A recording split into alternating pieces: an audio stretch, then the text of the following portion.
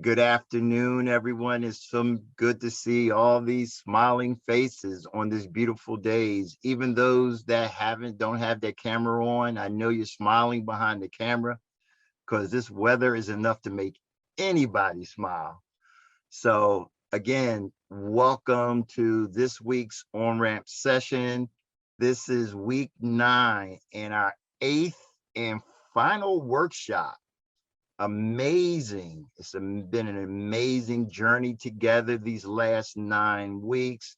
And before I get into introducing our fabulous facilitator for this evening, Miss Priyanka Sehgal, I just want to be able to say to all of you that it's been an honor, and I've been humbled by the opportunity to host these weekly events as the Science Center's founder and residence.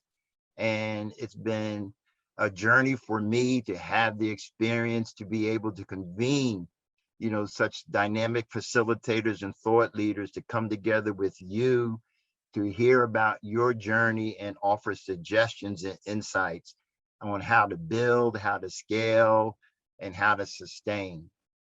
So what we're looking to do for you is continue this.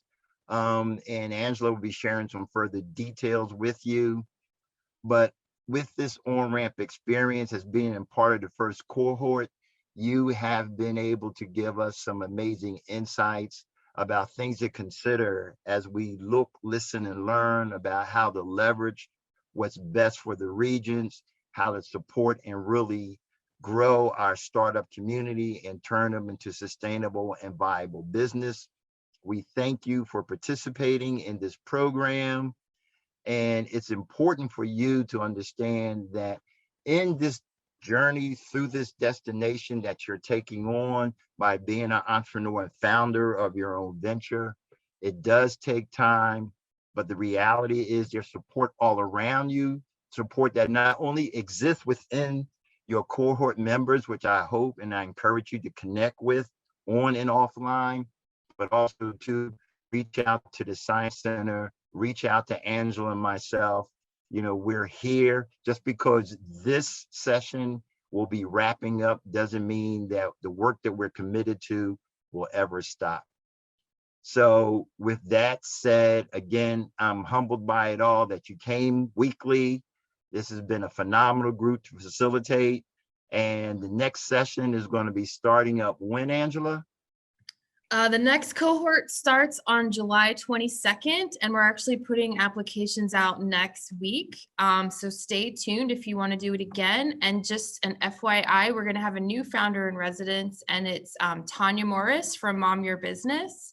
So Thom has done a wonderful job, building this program, and now Tanya's going to take it further, and the whole series will be from a little bit of a different perspective. So even if you attended every session in this cohort, you'll probably get something out of attending the next cohort. So again, with this model that we've launching here at the Science Center, it's with rotating founders and residents, you're going to get fresh ideas, new perspectives, and different understandings that, again, it's always about what nugget we can gain from the people that we are able to engage with, the new things that we can learn, as well as ideas that we can grow. In addition to that, so with the program ending tonight and next week being the 4th of July, there is no workshop next week. There is no Venture Cafe next week. There's no evening activities at the Science Center, so you have a week off. But the following week, I encourage everybody to attend the July 8th, the pitch competition. It's going to be exciting.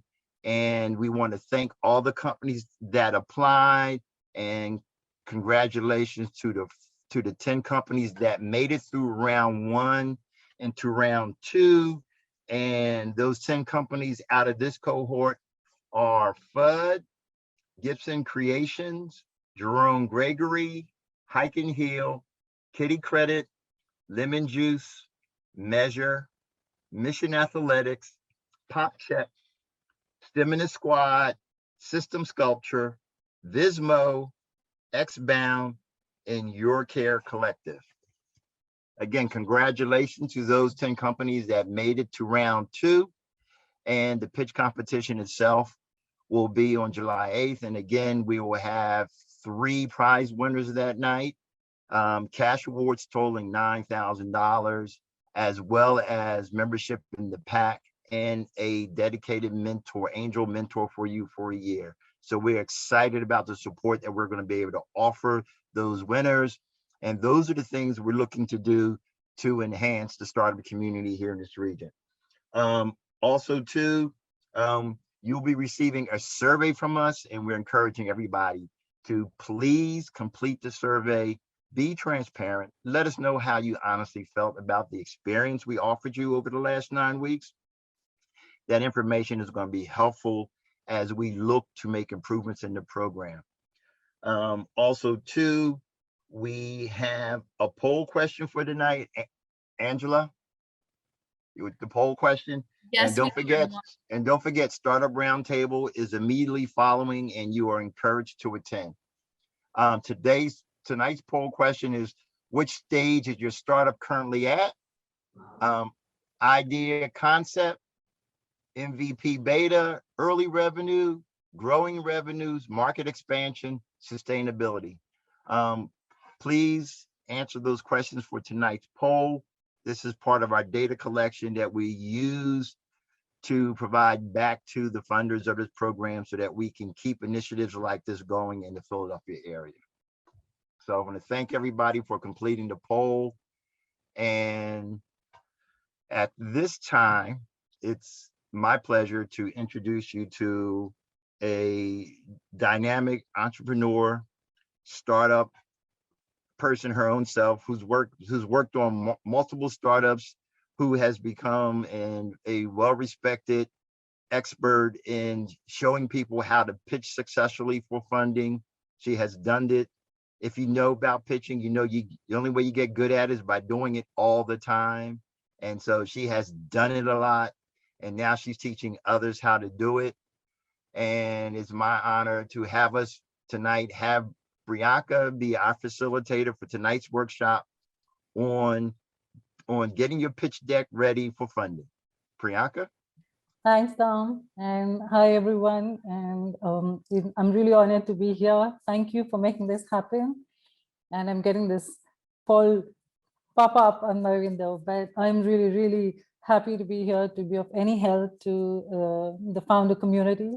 And let's hope we can roast my deck first. And I invite all of you to roast my deck. And if you do it, make sure you're going to fix it at the end. And then we'll roast a few more, and hopefully we'll be able to find a balance and to figure out how we're going to floor all the VCs and investors for the rest of our lives. And let's all have great exits. So I'm going to tell you a little bit about myself, lest you wonder who this person is and where she's come from suddenly, and she's going to be talking to us about pitch decks when we already know what we're doing. And so I'm amongst the top 50 content marketing and top 50 digital marketing leaders in India. And I built my startup from scratch twice. I've helped multiple other startups at Columbia Business School when I was studying there. And I almost got shot while doing my startup.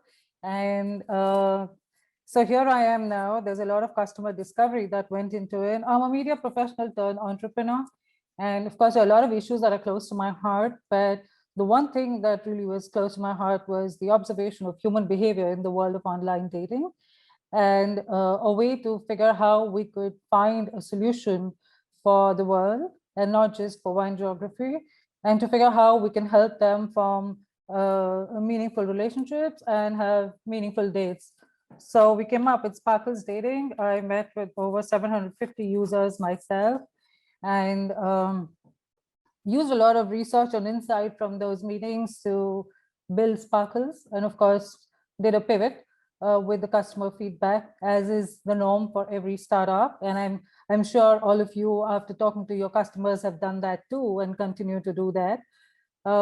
Just like we keep doing a pivot on our pitch decks till the time we get it really, really razor sharp, because we never get it right the first time. And please don't expect to get it right the first time. So no matter how good your product is, no matter how good your vision is, don't be so hard on yourselves, okay? It's going to take some time to get there. You'll keep refining your pitch. We all keep doing that. And so yeah, so we launched Sparkle Stating, and it's experiences based. There's a lot of machine learning. We match users via data, and we foster authentic connections, and we help them go for meaningful experiences. And then we do a predictive analysis index to tell them which way the relationship is likely to move and what they should do to steer it in that direction. So I'm going to show you my pitch deck first, yes, because I think we need to definitely roast that. And then I'm going to show you a couple of others which I was going through. A few things that, and while I'm doing this, if you've got any questions, please sort of put them in the chat. And, we don't have to wait till I move from one deck to the other. You can keep posting in questions, and we'll keep having this conversation as we go along. But one most important thing is to keep the language really, really simple, extremely simple in all of your pitch decks. You've got to behave like you're talking to a 6-year-old, literally, because investors do not do a lot of research. You are the expert in your domain, and let no one change that or tell you otherwise. So the kind of information you have, the kind of vision you have, and the execution only is within yourself, right? Now, how do you tell the other person this? So you've got to talk to them as if they're 6-year-olds. Keep the language really simple. Keep little text so that they do not spend a lot of time just reading through it and going blank with it, because they don't really read. I mean, how many VCs have you really seen responding to you with long emails or even using punctuation? They don't, right? None of them do, because they think their time's really important. I mean, we're the ones building meaningful companies, so our times are actually more important than anyone else, right? And we're the ones who are giving 100x returns to people. So let no one tell you otherwise. So I think the first thing is to understand that, can you do a self-explanatory deck? Can you make a deck for yourself or a 6-year-old version of yourself? And tell yourself how you're going to do this. What is the way forward? How do you think you're going to feel after you read this deck? Is this going to be something that will give you an instant connection with the startup, with the founders, with the team and the vision on the product? If no, then do it again. But make sure you are talking to a 6-year-old. Please do not expect that there are experts on the other side. They're not. You are the expert. So the information you put out is really at a higher level, and they're at a base level. So you need to come down to their level and talk to them always, no matter how advanced those VCs are, no matter how many times they've invested in the sector. Every startup is different. Everybody's vision is different. Everybody's solution is different. And even if the solution is one, the execution is different, because no two people are alike, right? So you're unique, your product is unique, your execution is unique, but how will you tell them this? So do a self-explanatory deck. And then remember, your pitch deck requires a face wash every few days. I keep changing mine all the time, and I keep throwing little phrases around, asking people, what do you think of this? And then I do a little poll with them, like we just did. So you can keep doing that. You can send your pitch deck to us or to your founder friends, and keep refining your pitch. While you're doing the pitch deck, also practice your pitch, so they'll help you fix it. Another thing, don't give out copies. I'm sure you know that. And this has happened with a lot of us. So I'm speaking from experience. We got like a really cool design deck, and then which I'm just going to show you in a bit. And then, everybody said, why don't you mail it across? Or why don't you just text it to us or WhatsApp it to us? We want to share it with other people. Now, you're never going to be able to track where your pitch deck is going in the initial stages, right? No matter whoever tells you that your idea, if it's replaceable or if somebody can copy it, then we're not going to invest in you, or it's not worth investing in. That's all bullshit. And I really mean bullshit. So don't let anyone tell you that when you're sending I can see Thom laughing. So yeah, so if you're sending your pitch deck, make sure you can track who it's going to, because there are a lot of predators out there. And in every country, okay? Every country of the world, this is the standard problem that most startups face.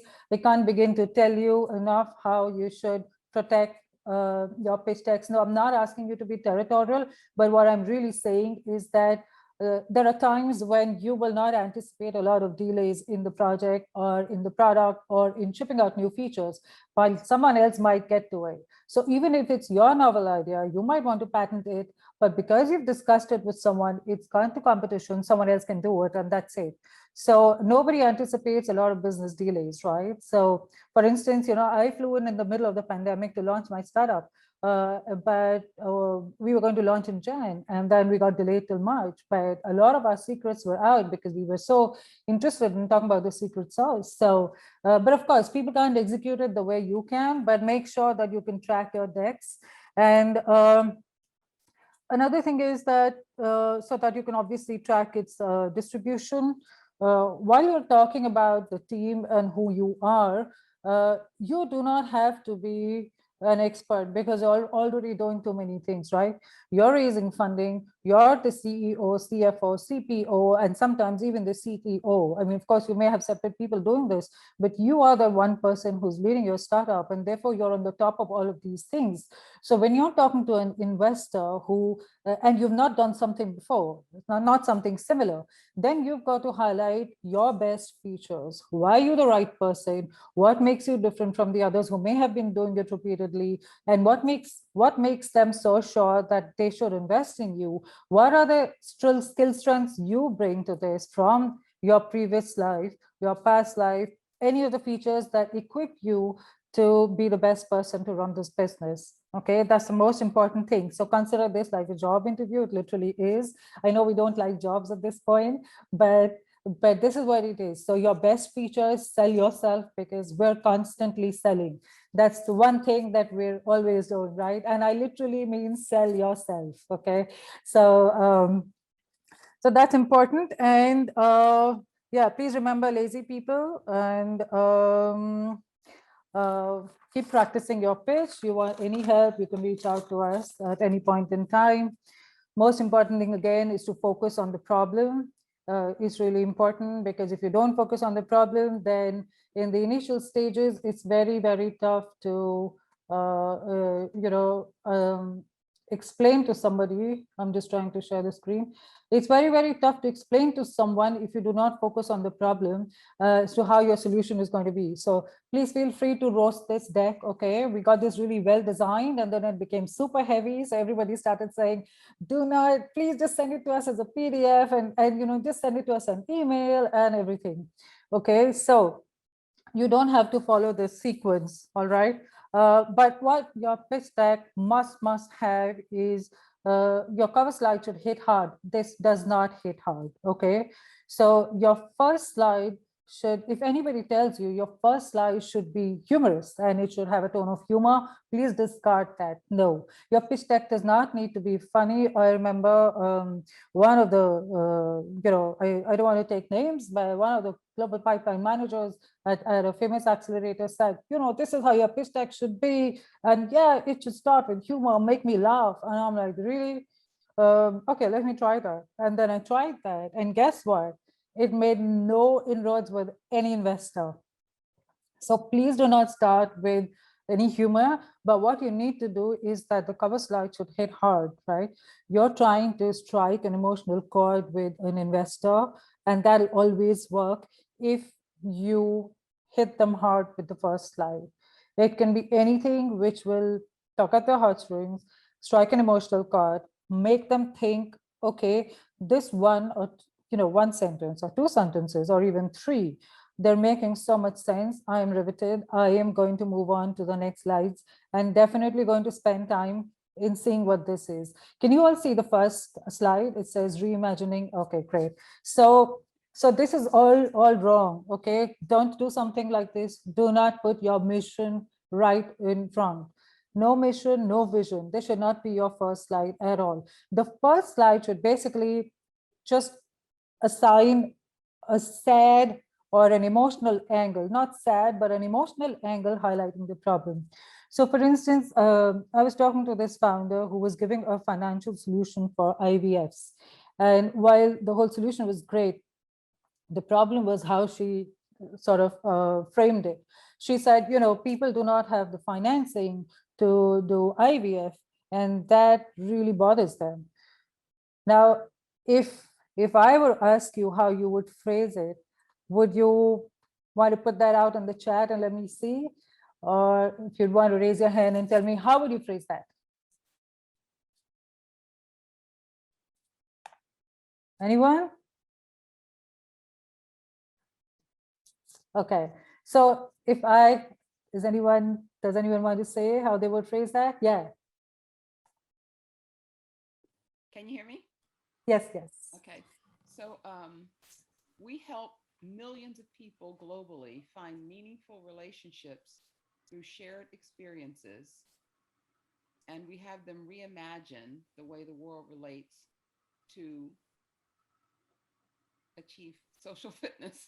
Okay, this is really sweet of you. I was actually asking to phrase the financing solution for IVF. I'm sorry, I put up the slide before that, but I really appreciate it. It was a little hard to hear you. Can you repeat the question you want us to answer?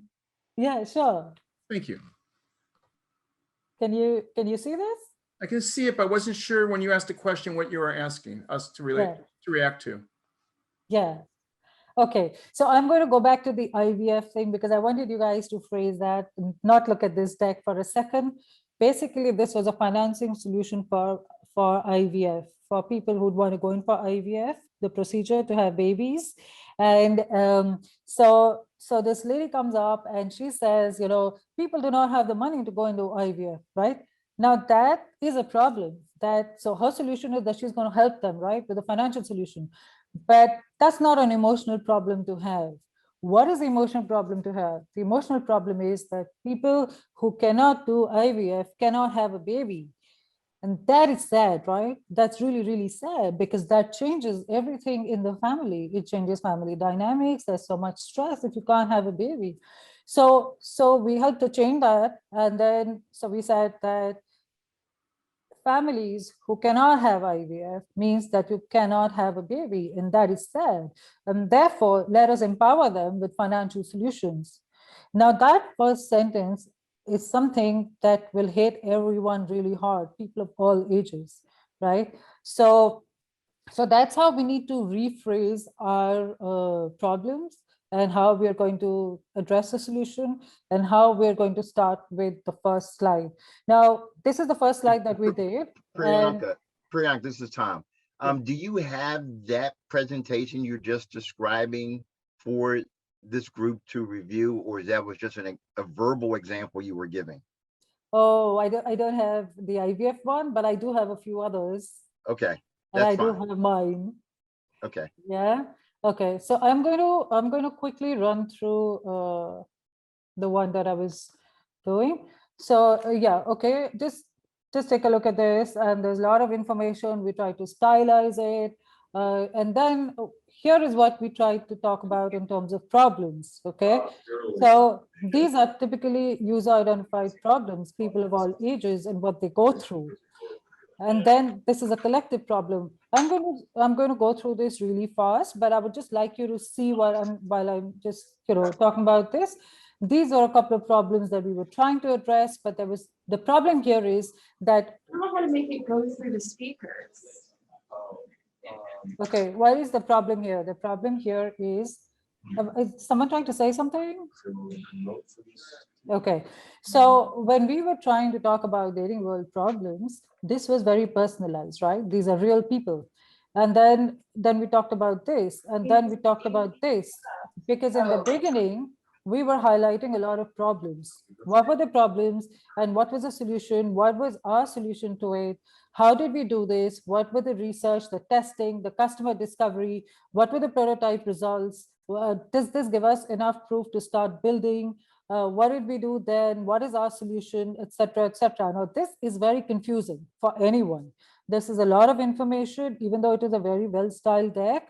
But then this whole thing is about how the app works and how is it that we're creating a full dating ecosystem and the features, the unique features, the secret sauce, revenue model, and then how are we sort of going to be deploying the funds. And here is something that I want you to know, and I mentioned this. So this is something that while the deck is well designed, initially when you're working on the product and you have the idea, this is how you can actually sort of design it well so that in few words and good design, you can convey what you want to convey. But at the same time, remember that this is going to undergo a lot of changes. And of course, we changed all of this. This was made last year and then revamped and then again revamped, because like I keep saying that your pitch deck requires a face wash. So what is it that you should not do is something, do not commit to something that you cannot anticipate will be delayed, okay? So we were actually so desperate, we said we want 50,000 to 300,000 in our seed funding. This was when we were building the product, okay? Now, everybody will arm twist you. So make sure that your ask is very specific. Do not do this at all. Don't put in a wide fund range. Just put in exactly what you need. And do not say anything like this, that the product will be live in so-and-so date, or will it be ready for customers and you're expecting this. Do not say this, because things happen. There are delays, unexpected delays. While it's good to be confident, it's also good to understand there are a lot of things that will happen that are going to be out of your control. Now, here is something else. You should, while it's good to say all of this, because if your revenue model is really robust, yes, you should Thom about it. You should tell the world. This is a fair point to say that, okay, at so-and-so invested cost and these many customers, if all the sales funnels kick in, this is what we're expecting to bring in. But make sure you add a caveat to that somewhere, yeah, so that nobody holds you to task tomorrow. Another thing, Priyanka, can you, we've been asked that can you slow down a little bit? And people are okay, interested in what you're saying, but you're moving too fast. okay, the questions. So what you said, can you read?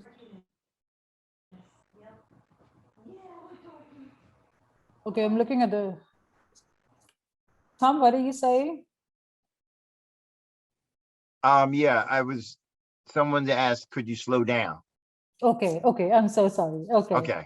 Okay. I was just looking at the chat and you said, how can you put a price on a child? That's a great one, except that, not getting funding for IVF is a real problem for a lot of people. If they want to get IVF done, it's expensive. So yeah, but you're right. You can't put a price on a child. And I think that's a great title to have. But what you need to do is also say that, how can you help someone get that required funding? And so of course we solved that problem for her. I'm going to show you one of the other pitch decks now. If I'm going through fast, just let me know that I'll slow down. If there's something you'd like to go back on the dating deck, let me know. If there is something else that you need to ask, please put in your questions. You can ask at any point in time. You can keep typing. The chat is only when I exit the slides can I see the chat. So, okay. So what you should do is a few key pointers that you must note down that your desk should have at any given stage. No matter how many times you refine it, the key things are the first slide. The first slide should always be something that will help them draw you towards your startup, towards why they should fund you, towards your solution, and towards the fact that they might want to go through the next slides on the deck. So definitely a good cover slide, covering the market, the problem, the solution. Market, problem, and solution usually remains the same. Yes, when your market happens, then the SAM is extremely important. And I wanted to show all of you this because this is the right way. Can you see this? The SAM? Yeah. Let me see if okay. Make sure that the SAM is always shown like this. It's easier. Okay. Always. And if any of you need any help with the SAM, please feel free to reach out. So yeah, few key things: market, problem, solution, the product, what's the traction so far, whether it's a prototype or you've got a proper MVP or you've got a real product which is selling, which has got customers. All of that traction needs to be mentioned because everybody is so big on numbers. The metrics really, really matter. any amount of metrics, see how you can portray them, see how you can make sure that you don't short sell yourself. Okay, all of us do that, all of us. So don't do that. Business model is extremely important. The team, the offering, what are you offering to them? What is it that you need from them? What are the investment options, whether it's a safe, convertible note, straight up equity? What's your vision? That's the biggest thing. Okay, and that vision doesn't need to be right on top. It can be towards the end, and then of course the contact saying thank you. So these 10 11 things is something that every pitch deck must have. Of course, as you keep refining, as your startup progresses and advances, you will always have to have more in stuff incorporated in terms of the technology you're using, the numbers, the number of customers that you've been adding. Are they, so for instance, in the beginning, you may not have big numbers, okay, which is really all right.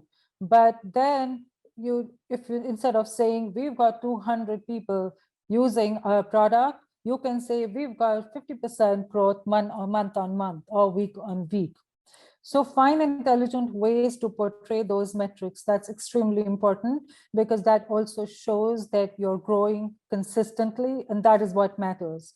Even if you're adding 60 to 100 customers every month, it's good enough. It's really good enough because you're being consistent. And so all of this is going to change because at any given point in time, there are going to be for investors who are going to ask you for a teaser deck.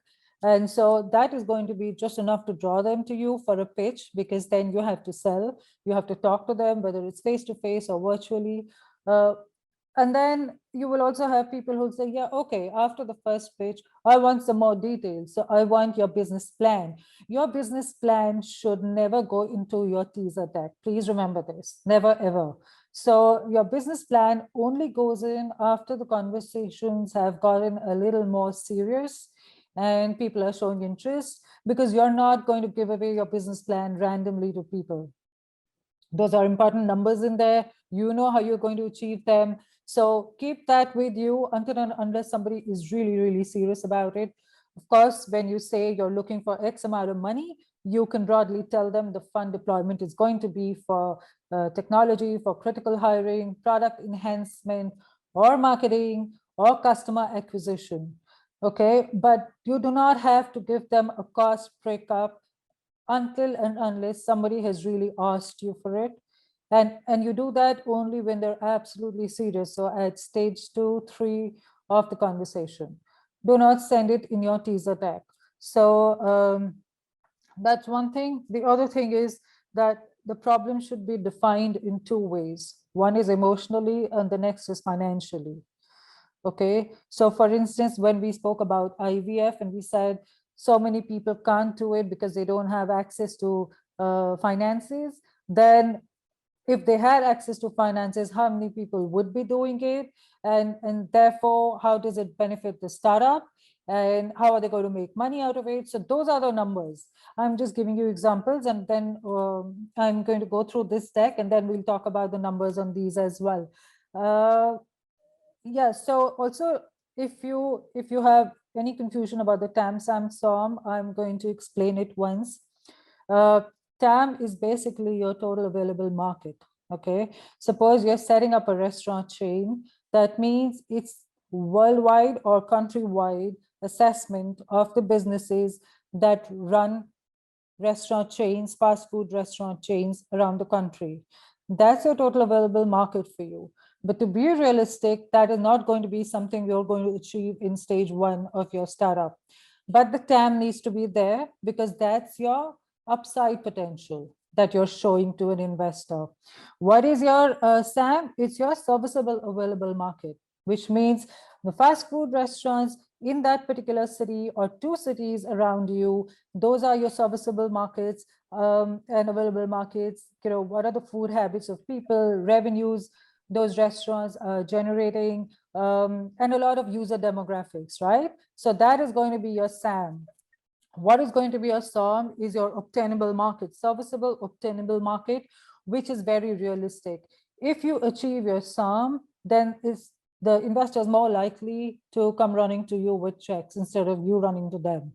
So SOM is where you are more realistic. You're going to, why we need to do all of this is, TAM is always to enable the upside and assess upside potential. SAM and SOM will always help them de-risk their investment. So therefore, you need to tell them, this is the available market. This is what I can actually service. This is what I can target, which means if I achieve my SOM, I'm well positioned to move further, and then I can even get to the TAM stage. So this is important. Why? Again, because most VCs do not really read up on these things. Like I said, you're the expert, you know the numbers, you track competition better than anyone else. So you must have these numbers. Okay, so we're going to go through this deck now, and I'm going to invite all of you to look at this and tell me how we should go about this. Okay, I'm going to go through this slowly so you can see each slide. And then if you want me to go back to any slide, just let me know. So, yeah. Okay.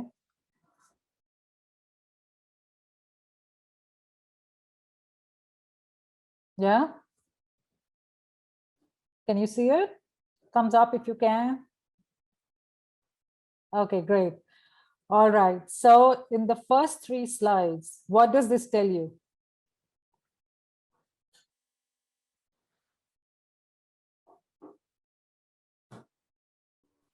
There's a, in the second slide, there's an emotional connection to the Yeah. Zoom founder and the history and the family and the connection to Vietnam. Yeah. And then the third slide says what they're offering, perfectly crafted coffee. Okay. Okay. Anyone else? Can you show them again quickly? Second one? Show the deck again, they asked, Okay, this one. from the beginning. So, yes, does this tell us what the business is about? Telling the story of the business and the founder. Yeah. Okay. Okay, the next one, the next slide. Also, it says also that they care about the environment, you know, talking about the sustainability. Yeah. And then this.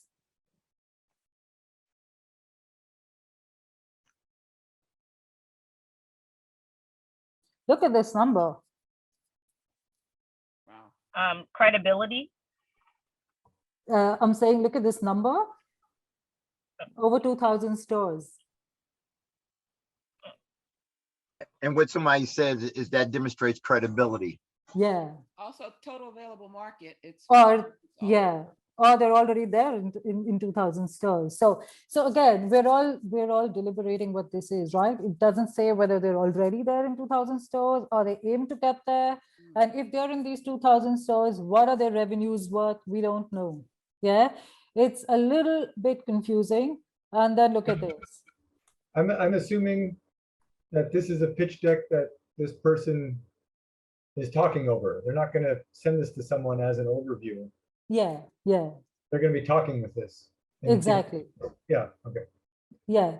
So I feel that, I'm going to go to the next one, but I'd like you to observe all of this. So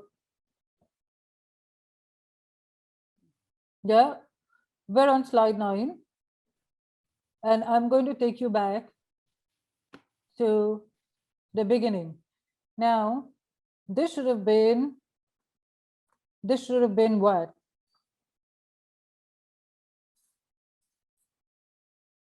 What should the first slide really say? Well, the third slide really tells you everything that you need. The third slide's a much better slide to start with. Yeah. Thing that I'm puzzled by this is that I would think the first slide would establish a problem. I don't see a problem. I see another product, which may or may not be good. I have no way of telling from a slide deck if it's good or not, but I don't see a problem. So I'm going, Yeah. why am I interested? If you're not solving a problem, why am I interested? Yes. Okay. Now, here's the thing. There is no information on coffee drinkers. There is no information on the market. There is no information to tell me how many people cannot get out of beds without coffee in the morning. And how does this turbocharge half of America or 90% of America, right? It doesn't tell me. It's not telling me how coffee is beneficial, and it's not telling me lack of coffee does what to people. It has to show me something positive, something that'll make me look forward. It seems to Really. me like this might be a good outline for an ad for the coffee, but it's not an investment deck, Yeah, in my opinion. yeah, yes. Now, why Copper Cow? This is a great visual. I think it's very powerful, extremely powerful to say. Yeah. Are we looking at this as an investment deck or just as a kind of like customer focused deck? Yeah, so this looks like an investment ask. It Yeah, has an this, investment. yeah, this Yeah. was this was actually an investment deck for those that are asking. Yeah, again, you know, I'm looking at these pictures and they're intriguing as a story, but why do I care if coffee's from Vietnam or Colombia unless you can establish somehow that Yeah. Vietnamese coffee is somehow superior, and they haven't established that at all. Just because the woman is an interesting picture and story doesn't say anything about the quality of the coffee. Yes, yes. So and then this one, yeah. While it's got minimum text on it and it's got good visuals, but it needs to tell me more, right? Yeah, Well, I don't, am I wrong when I say that if we have a pitch deck that in some way we can't piece together the most important message that they're trying to get across without them talking, that maybe they're not, or you're not necessarily doing the best pitch deck? I guess that's kind of like what I'm getting from this, is that I feel like there's too much missing pieces here. There's a lot of information, but not necessarily the most important things that you would want to know. Yeah. And then the flow of each slide might be a little bit disjointed too. Yeah. You know, I would have started off like by saying every morning in America, 572 billion cups of coffee are served, and 98% of them taste like Drek. But Yeah. we know how to create a coffee that will really, you know, be superior coffee experience, something. But they haven't established a problem. Without establishing a problem. Yeah, exactly. So this deck, when it starts off, it's telling me something about coffee. It's telling me that they've got a new brand of coffee, but it's not telling me anything else about this business or about the people who are behind it. They're pretty skilled here, their experience. But yes, imagine telling me $32 billion is the American coffee industry price tag today. This should have been right in the beginning, where you're throwing numbers at me and also related to why, you know, how you're different, what are you doing differently, and how am I going to benefit if I change which coffee I'm drinking. I'm assuming that this is also a new revenue opportunity, which means that they're looking to move from stores to offices and hotels and to the e-commerce business.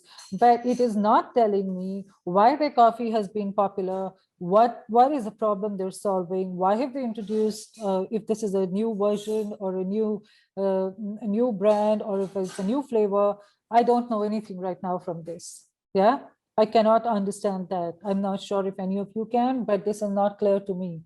It's not telling me what problem they're solving. It's not telling me what is their solution. It's telling me individually that these people are skilled. They've got something good going. They've got great revenue, but I am getting this information in isolation. It's not interlinked. $80,000 revenue in June 2018 is a great number, but it needs to tell me. So when I'm looking at this, I don't know whether it's a 1 year revenue, 2 years revenue, or it's just 1 month revenue. And then how long after they launched did they get to this? While 45% margins are great, but they need to also say, normally, what are the margins in this business? What are the margins competition is making? Right? What is their yeah. Priyanka, if this is a slide deck that someone is talking with, I thought the idea was just to put minimal text on there so that the investors are watching you and listening to you, and you're giving details. You're just sort of just introducing each subtopic with your slide. But if you start adding all those things on the slide deck, then investors are going to be reading the slide deck and not watching you. Is that? Exactly. Yeah. Yeah, you've got that right. So when I'm looking at the revenue, I need to know how long has this company been in business? And then if they're making this much revenue in June, what's the next month going to be? And then what's the growth, right? What's the growth trajectory? What is their competitive advantage? I don't have that. While I know the team is really good and they're skilled, but I don't have the other information. Look at this. Okay. So would you put on there like in 2000 stores or June 2017 through June 2018, like that? Would you do that, or? Yeah, so the thing is that how I would do this is going to be very different, because I am going to have to just trying to get to the next slide. 1 second.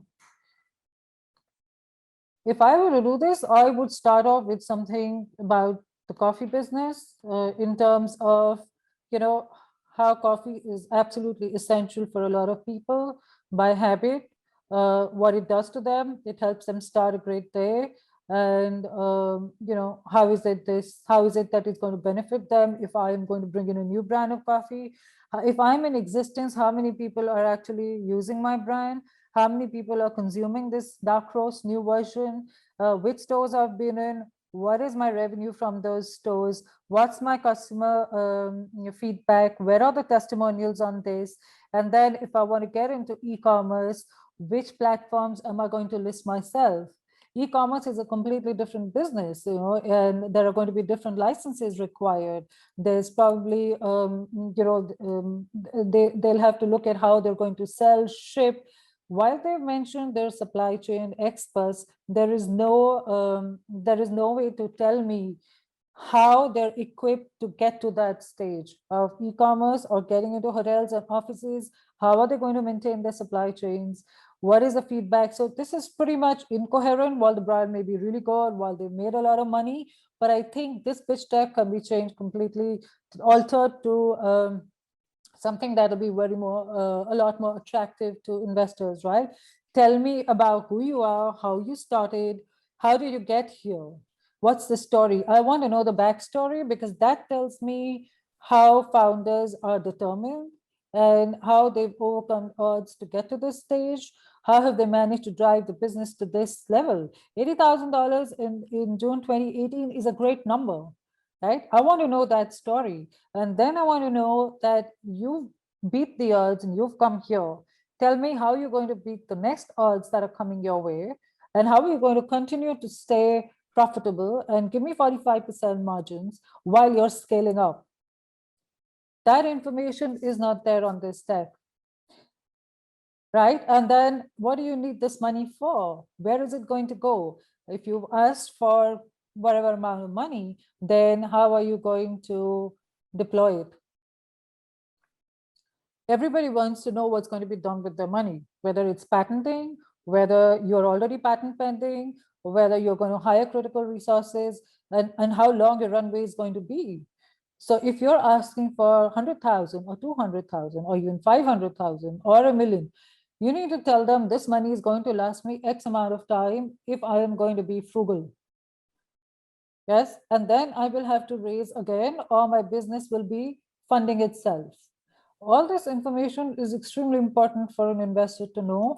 And like I said, the first teaser deck does not need too much information. It just needs to be, the problem, the emotional core, the story that you're telling, the team, what's the problem that you're tapping. Teaser deck focus on the problem. Everybody focuses on products. People will say, oh, we've got an AI VR driven product, right? I don't want to know that. Everybody is doing AI and VR. Everybody is doing machine learning.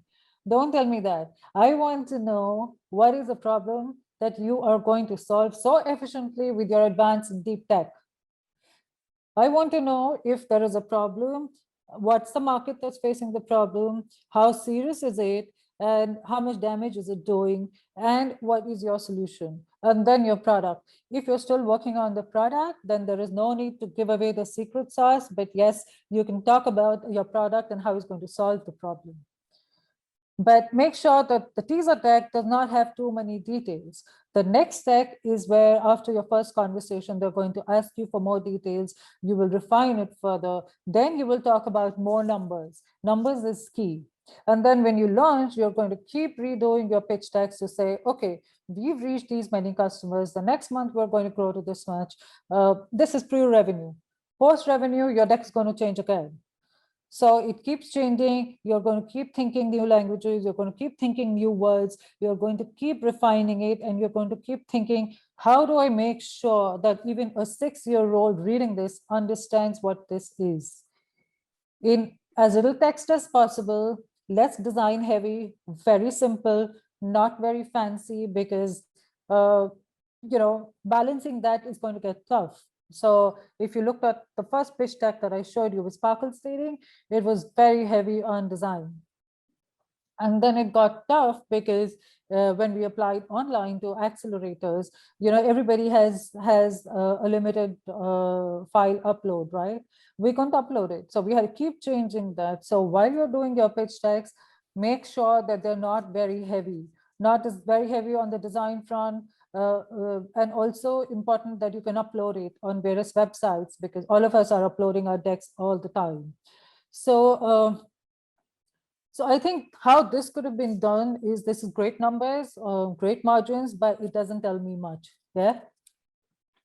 And it's coffee. We love coffee, right? Okay, so I'm going to now show you another one.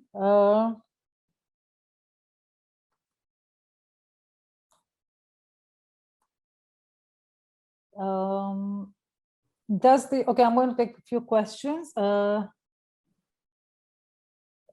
Yes. I'm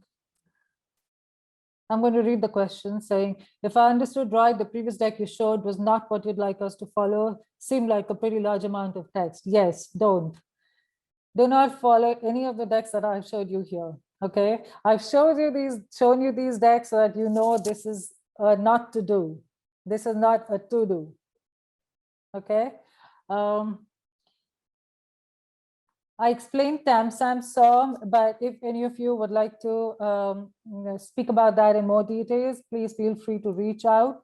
I'm going to put on my email ID. I'm usually available on, pretty responsive on Twitter DMs. They're open. Happy to discuss your Tam Som with you separately if you want. And Thom has already written, he's already responded to that. Does the order of the slides matter based on your audience? No.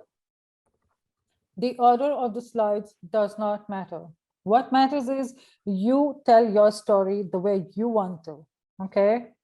You're the king and the queen here. So it's not the investor. You know your business better than anyone else. So when you follow a certain rule, you're telling them you're conforming to the rules. Don't do that. You make sure that the information, those 10, 11 things that I said, those are there on the deck. You can put them in any order. But yes, ideally what you should do is that the first slide, like I said, should hit them hard. Okay, the next one should say, who we are, the team, because while I'm looking at that, I need to know who is the person who sent me this deck. So there are two ways of doing this. Put your team right on top, so that they know the credentials, they know you've got the creds, they know who you are, and they know why you are capable of taking this business to IPO and give them a 10x or more return. Okay, so make sure the team is there. The next, what is the problem? How many people are facing this problem? That's your market. Okay, what's the solution? What is this? What is the solution that you're offering? Number one. Number two, the product. What is your product going to do? Number three, the traction. Whether you've tested it, you've done your research, all of that needs to go. Traction means numbers. So put those numbers down. How many people did you speak to before you made this product? Did you do your research? After you spoke to them, did you make some changes in your product? Yes, no. Pivot happened? Okay. So when you're saying traction, you say, I did customer discovery. I met X number of persons myself or virtually or whatever, but I met X number of customers or probable customers. These are the results of that research. I use that research to build a prototype, which I tested. Okay. Now, when I tested that, what was the feedback? So then I finally built the product with a lot of pivots because I built it for people who are going to use it, and they're the ones who tested my product. That's important. So traction means numbers. They want metrics. That's extremely important to have. And yes, you can give a rough idea of your business model, but not details. So business model also means how are you going to monetize? Okay, if you need any help with this, please feel free to reach out even after the session. And but remember one thing, when you're saying business model, you're not giving them a complete business plan. You're giving them a plan of how you're going to monetize your business. And whether this monetization is traditional or you've identified new revenue streams, it needs to be put there. So if you saw the first deck of Sparkle's Dating, it said lean, mean monetization machine. And then it said not subscription based, experiences based. And then it said not selling ads and things like that. So these are keywords. What happens is if you apply to certain funds, they tell you to apply online, a lot of them. And then, they pick up keywords. So if your monetization model has, say, ads, they might reject, depending on what their thesis is. So therefore, it's important to not caulk that business model and the business plan with information that you'd rather not give out at that point in time, because you do not want them to reject you without a meeting at least, right? That's really heartbreaking. So make sure that you only point out business model, what your monetization streams are going to be, not the detailed business plan. You're not going to say, oh, month one, I'm going to make 100,000, 200,000 or whatever, or $100. So make sure you don't give out that information. It's not needed. Keep little information out there, but interesting enough for them to come to you, and also interesting enough that their algo doesn't reject basis the terms that it picks up. So a lot of VC funds have these depending on which business you're in. So if you're in consumer tech, they'll say ads, okay, reject. So their algo rejects the deck, and then they don't even open up for a meeting. So make sure that you're careful with this. And then another thing is when you, in the last slide or the second last slide, you must put down your vision. Okay, which is, what is your vision for the startup? What do you want to do with it? Where do you want to take it? And also when you're doing Thom, it's extremely important to have one slide which will talk about competition.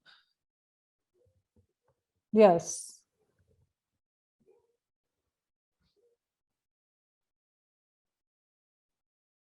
Absolutely right. I like this. People remember and relate to stories, and your deck needs to tell a story. It needs to tell your story. It needs to tell who you are, because you're the one running the business. It's your idea. You're going to scale it. You're going to be the next millionaire, billionaire, right?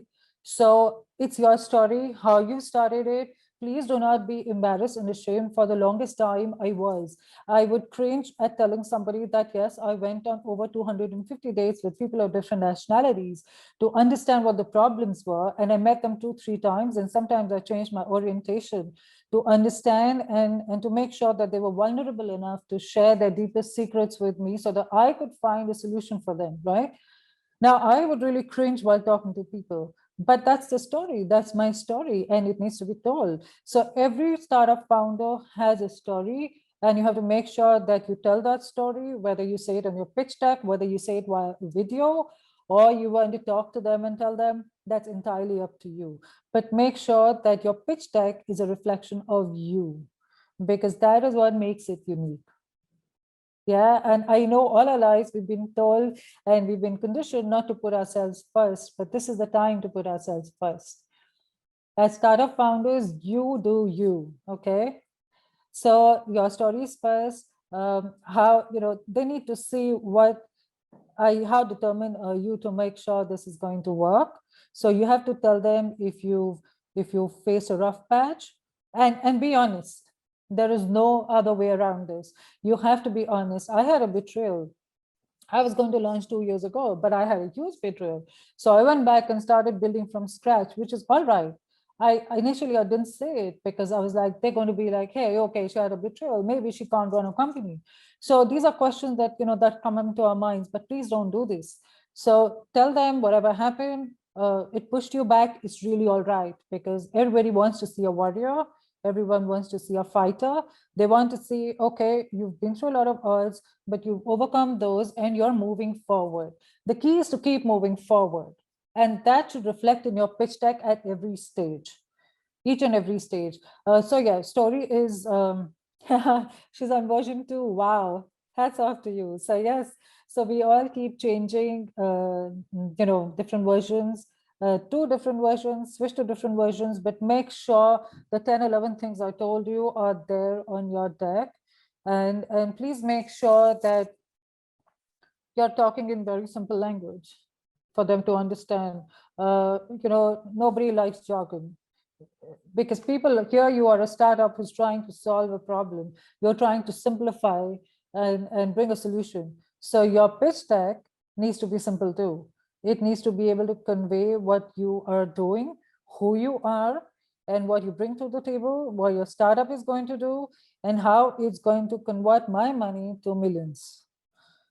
That's all I need to know. And I also need to know, what is the competition? Who are you going to beat? What are you up against? It's important to know. And let me tell you something else here. It's extremely important to identify competition.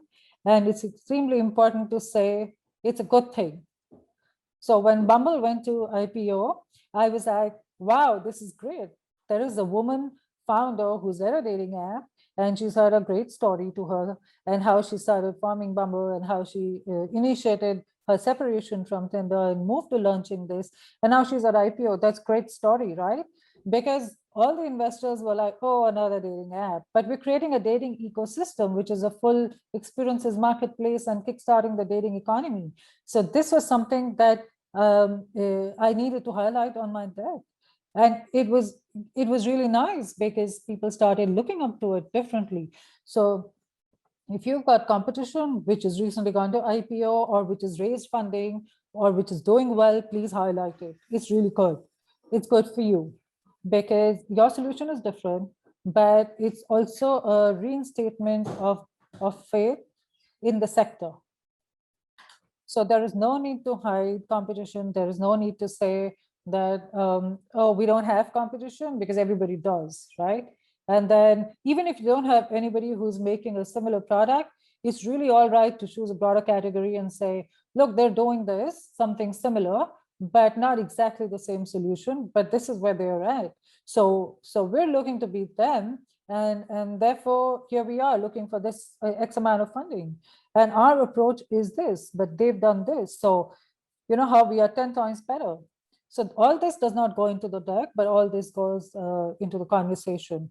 But even in the conversation, please make sure that you are as honest and as vulnerable as you can be, because there is no way around this. There is no reason for you to hide facts. There is no reason for you to not be upfront about how your business has moved forward, because you've fought all odds and you've moved forward, right? So they need to know this. So tell your story and make sure that you add metrics. So every time you send an update to an investor, even if there are people you sent your teaser deck to who refuse, to invest in the first go, but make sure you send them updates repeatedly, and then make sure that you update your deck and send it with the metrics, with some language change, with your product. So product is launched, what's happened now? When the product is launched, obviously what happened at the prototype testing goes out of the window, it goes out of the deck. So your deck will keep getting refined. Yeah, it needs a face wash every few weeks. So keep doing that. And then make sure that you iterate on a few things so they also know they're reading something different. And even if you don't have a lot of numbers, it's okay not to share weekly decks. It's okay to share monthly decks. It's okay to stay in touch with people who've rejected you. It's really all right. But as long as they're seeing you, there are a lot of people in my journey who knew I was going to launch in 2019, and then I was making my first prototype and I was testing it in different geographies in US, Europe, Asia, everywhere. And then I didn't end up launching it, right? But they knew I tested it.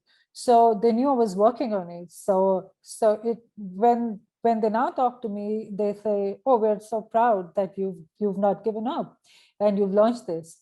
Right? That's the story people need to see. And let me tell you, very few people will invest in you in one go. So please don't be disappointed, because the one good thing we know is that we've learned to accept rejection, because it's not about us, it's about them. Maybe we don't fit into their investment thesis at that point in time. That's one good thing entrepreneurship teaches you, to keep moving forward and to keep taking rejection if it comes, and and to be a great salesperson. So sell via your deck. There is no need to be really fancy. If you're not a good deck maker, it's really all right. There are a lot of templates available in terms of decks online, free resources available online. Pull those out and put in your data accordingly. Make sure there's not too much that you're doing every time you're changing it, because then you're going to think twice before you change your pitch deck. So you can form a standard template and then keep changing the numbers on that to send it out for an updated deck. Now, if you do not want to send an updated deck, and if you think that you've sent out the deck once or twice, there's no response, you can simply change it to an email and send it out. But make sure, even when you send it out in an email, a couple of sentences do point out to the metrics, and make sure that you talk about where you've moved, where you've come from, where you've moved to, and where you're going. So even that works. So yes, teaser deck, and then no response, then again you follow up, and then again no response. It's all right to follow up 2-3 times and then leave it. And then later on, update your pitch deck and send it out to them again, saying, "Hey, we reached out to you when we were just working on the prototype, and now we've got a ready product, we've launched, we've got users, here's where we are. And would you like to know more? And this is the information. And we'd be happy to share a new deck or do a call with you." It's always good to not burn bridges, and it's always good to make sure that you're absolutely honest and upfront. There's a lot of stuff that happens in businesses, and people understand that. If they don't understand that, then you don't need a partner like that, right? There's something on the tech front, there's something on sales, there's something or the other always happening. I mean, look at what the pandemic did to everybody, right? So it's really all right. If something has not gone up to, as per your expectations or your projections, it's all right to admit that, even in the deck, and say, "We projected this, but here are the reasons why we didn't make it to there. And now our new projections are XYZ." This is all right to say on your deck, but at an advanced stage where there's more conversation happening, where somebody's coming in at a later stage and asking the status of your startup. I don't see any more questions, but I can share another deck and we can look at that one.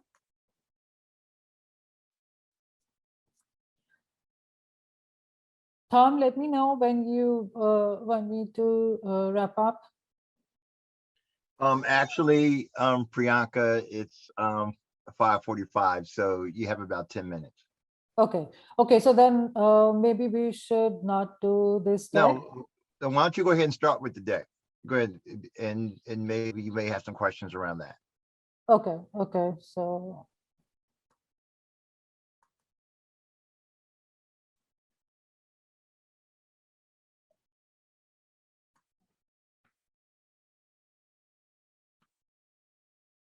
Okay. Can you see this? All right. Now, this is the first slide. What did I say the first slide should have?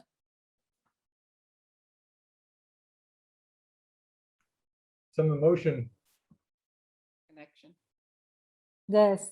And Problem they're solving. it's what?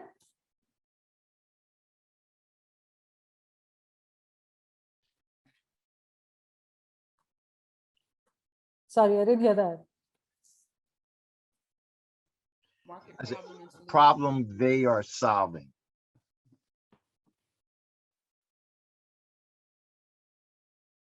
No, I didn't get that. Okay, go forward. Okay. Okay, so can everyone see this? We'll quickly go through this, and then if anyone has questions, or you can help me understand what you've understood from this deck. Yes.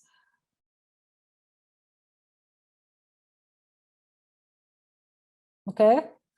Thumbs up. You want me to move to the next one? Okay.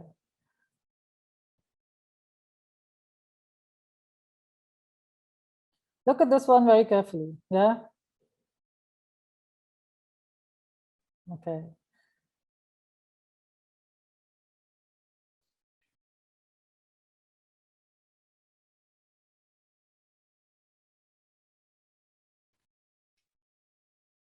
Great team. Yeah, great team.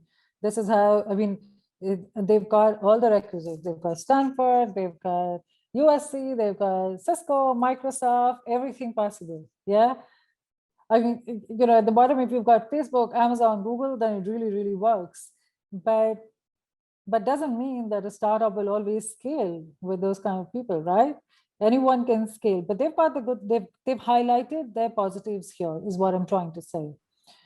I watch this. I have no idea what they do and what the problem they're trying to solve.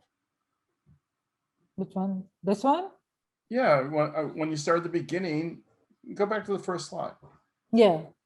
There was no, it's great team, but so what? They work on stupid problems. They do it all the time. Yeah, so it doesn't tell you individually about them, right?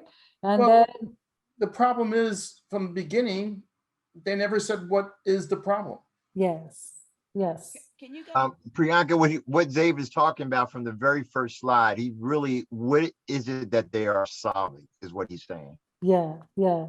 I completely agree that, you know, this is something that is not clearly visible, right?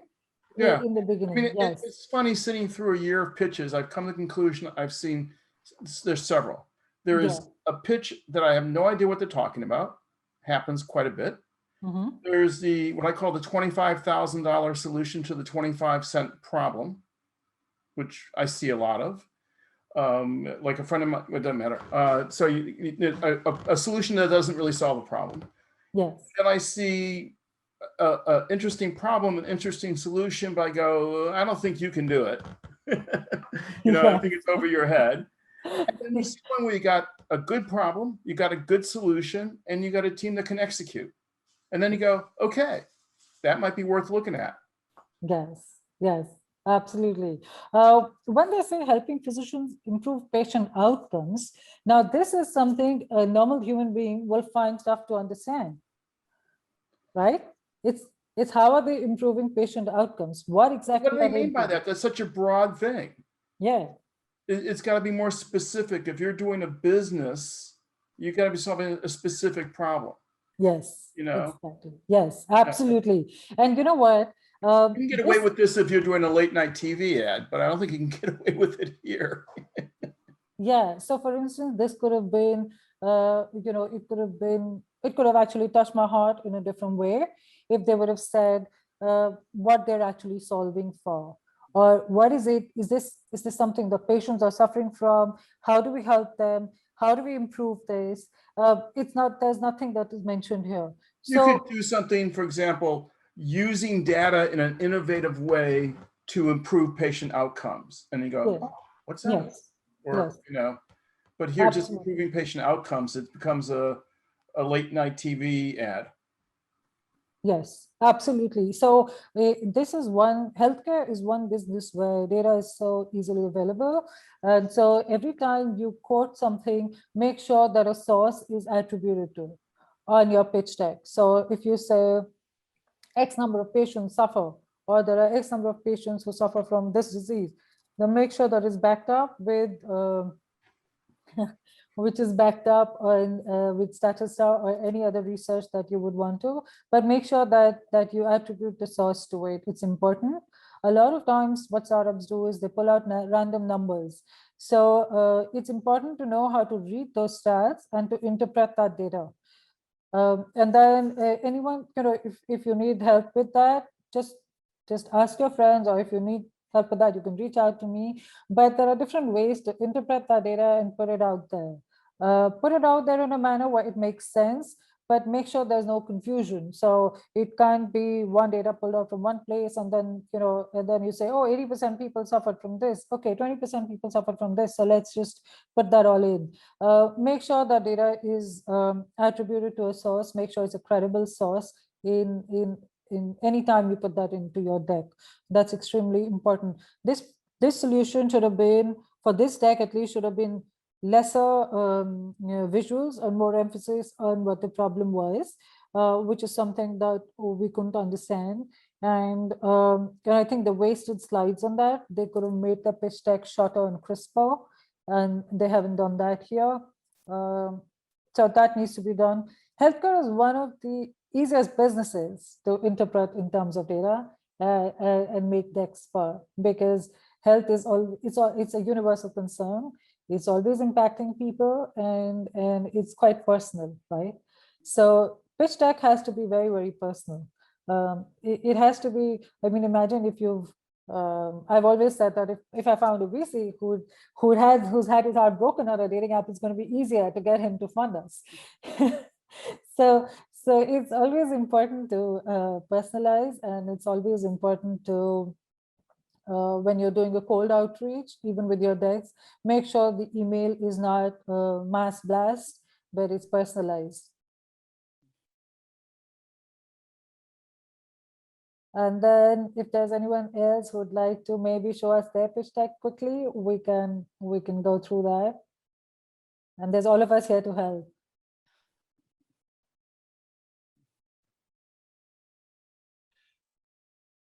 Okay, Priyanka, we're wrapping up now. Okay. All right. Why don't you offer some final closing comments for the group here tonight? Okay. We just got a question about how long should your average deck be? In your opinion, yes. Right. So I would say 10 to 15 slides is good the first time, and then you keep refining it.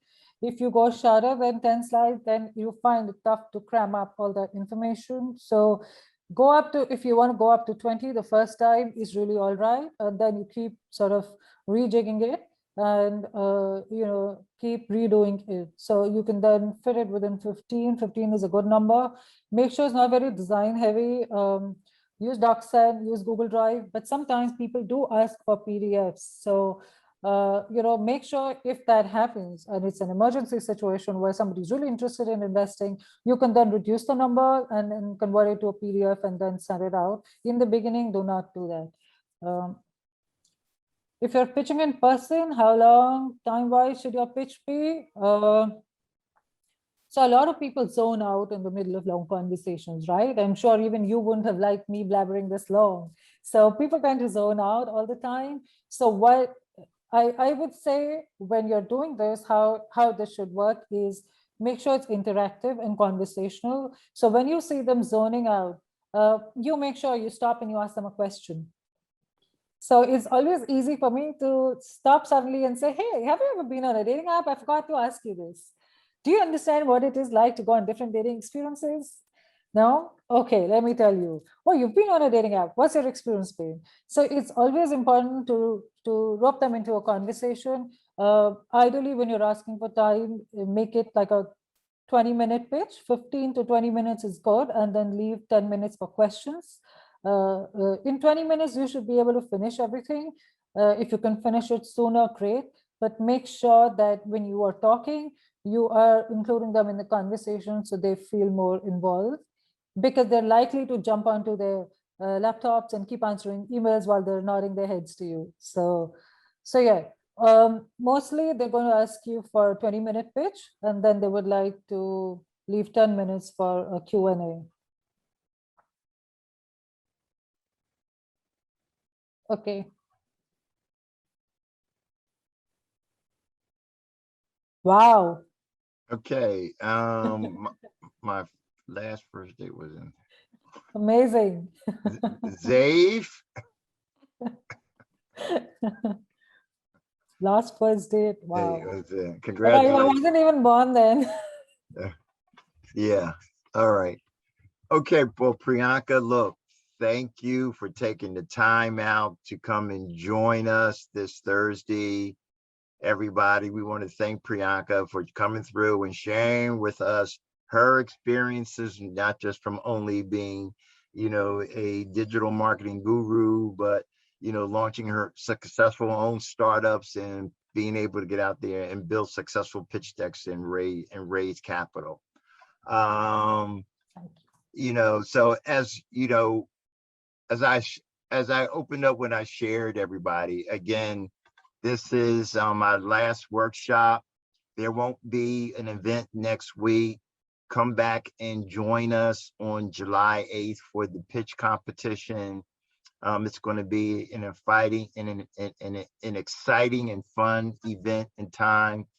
You're going to learn a lot from it, and we're going to have a panel of judges representing the venture as well as the angel capital world, and that's going to be there, and it's going to give honest feedback about what they think of the presentations that night. This will be another time to learn more about pitching and actually hear from investors themselves in terms of how they think and feel and make decisions. Even though they won't be writing checks that night, the Science Center is $9,000 in awards, plus all the ancillary benefits.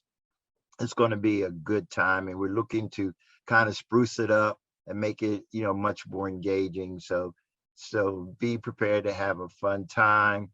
And again, as your founder in residence and host for these weekly sessions over the last 9 weeks, it's been a pleasure for me to be here with you, to gain insight from not just what's being shared from my subject matter experts, but more importantly, our startup community here. Everybody's journey is different. Everybody's story is unique. Everybody's experience has meaning. And out of that, I take away something every time I meet one of you, either in person or virtually. And I'm humbled by it. I'm honored by it. And I'm glad to have been your host for these last 9 weeks. We're getting ready to go into Startup Roundtable. Again, I encourage everyone to participate. You will learn more there from our commercialization team at the Science Center and the other programs that we have in support of you building sustainable business in the Philadelphia's ecosystem. So thank you all, and see you in 2 weeks on July 8th. Thank you so much, Tom. And I also want to say it's been a real pleasure working with you, and you've done such a wonderful job shaping this program. So thank you. And Angela, you're welcome, my partner in crime. I couldn't have done it without you.